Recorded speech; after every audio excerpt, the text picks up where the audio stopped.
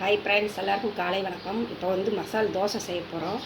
அதுக்கு உருளைக்கிழங்கு மசால் எப்படி செய்கிறதுன்னு பார்க்கலாம். ஃபஸ்ட்டு வெங்காயம் இந்த மாதிரி சன்னமாக அறுத்து வச்சுக்கணும். நல்லா நீளமாக பெரிய வெங்காயம் சன்னமாக ஒரு 4-5 வெங்காயம் அறுத்து வச்சுக்கணும்.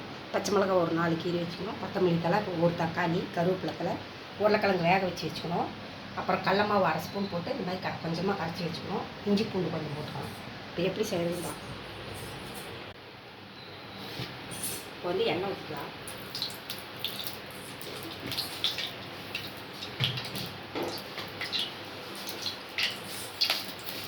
கடுகு கொஞ்சம் போட்டுக்கலாம்.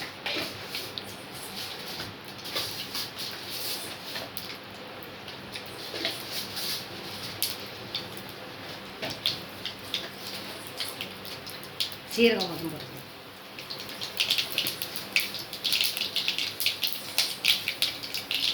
சீரகம் போட்டு கடுகு சீரகம் வெடிச்சோடனே வெங்காயம் போட்டுக்கணும்.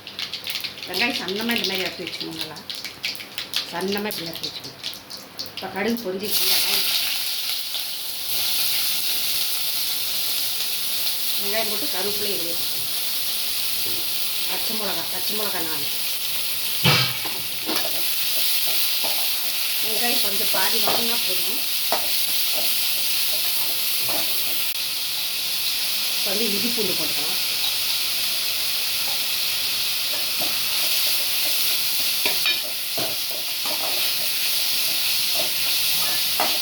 இப்போ தூள் உப்பு போட்டுக்கலாம். கொஞ்சம்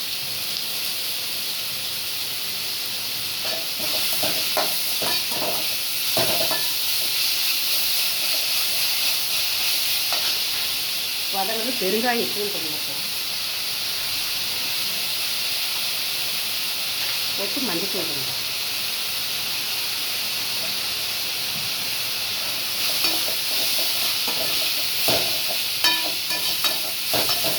வதங்கிடுச்சு. இப்போ உருளைக்கிழங்கு போட்டுக்கலாம்.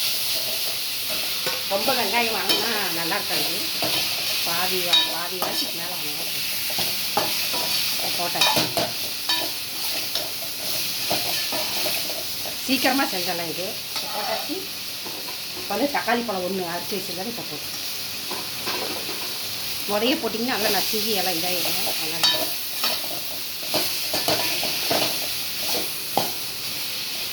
இப்போ கடல மாவு கரைச்சி வச்சுருக்கோம்ல, அது இது தோசைக்கு இது தொட்டு சாப்பிட்டீங்கன்னா சூப்பராக இப்போ கடல மாவு 1/2 ஸ்பூன் கரைச்சி வச்சுருக்கோம். வச்சுக்கோ.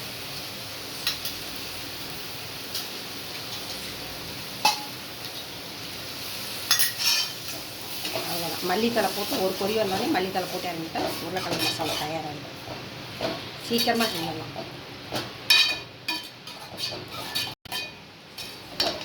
பார்த்தீங்களா எப்படி இருக்குதுன்னு கலர்ஃபுல்லாக இருக்குது. இந்த மாதிரி செஞ்சு பாருங்கள், சூப்பராக இருக்கும்.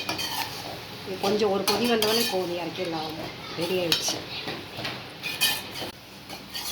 இப்போ பாருங்கள், ரெடி ஆகிடுச்சு. இப்போ கொத்தமல்லி தழை போட்டுக்கலாம்.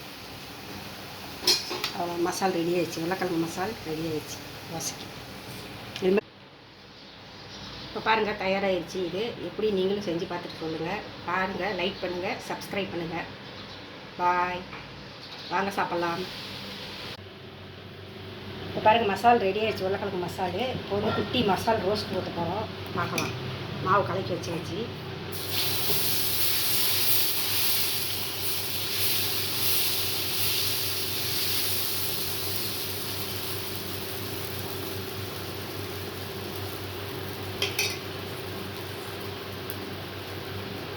எல்லாம் ஊற்றிக்கலாம்.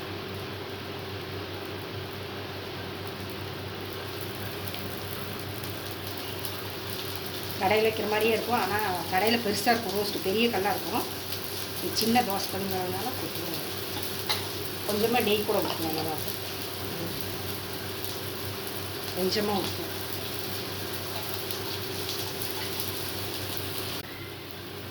இப்போ பாருங்கள் மசால் வச்சுக்கலாம். கொஞ்சம்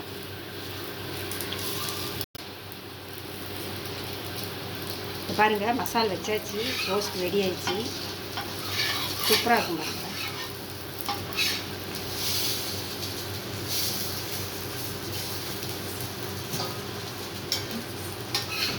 மசால் ரோஸ்ட் சூப்பராக ரெடி ஆகிடுச்சு. பாருங்கள், வாங்க சாப்பிட்லாம். எல்லாம் சூப்பரான மசால் ரோஸ்ட், குட்டி மசால் ரோஸ்ட் தயாராகிடுச்சு.